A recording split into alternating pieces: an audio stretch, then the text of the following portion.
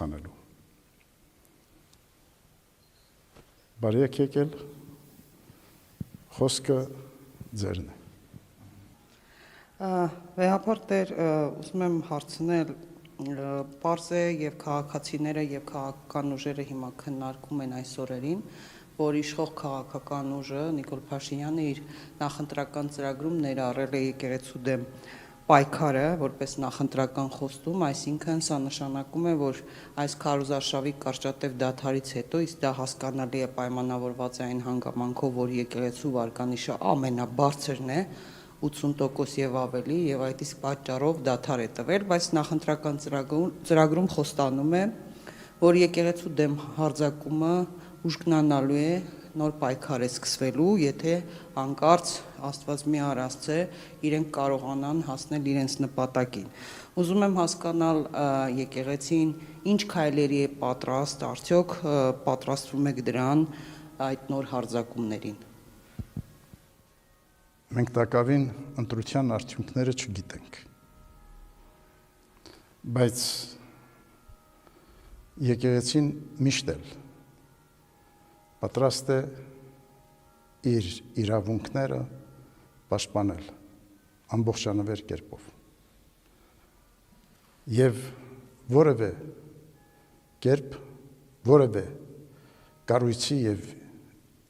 իշխանության թույլ չտալ, որ միջամուխ լինի եկեղեցու ներքին կյանքին և փորձի եկեղեցին ենթարկեցնել իր կամքին։ Այնպես որ մեր և մեր եկեղեցականաց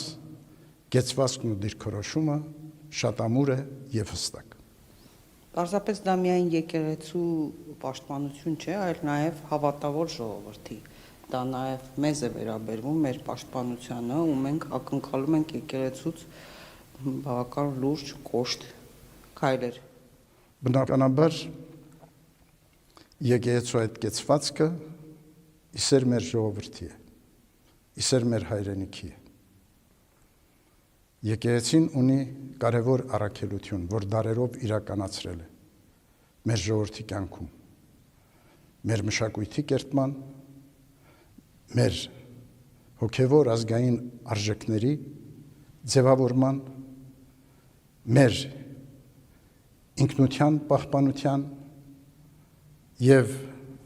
մեր ժողովրդի կյանքի հարատևության երաշխիքները ապահովելու առումով։ Եվ այդ պատմական առաքելությունը եկեղեցին բոլոր պայմաններում, բոլոր իրավիճակներում անշեղորեն իրագործելու է։ Մենք ապավինում ենք Աստծուն, մեր երկնավոր Տիրոջ օգնականությանը, ինչպես և մեր ժողովրդի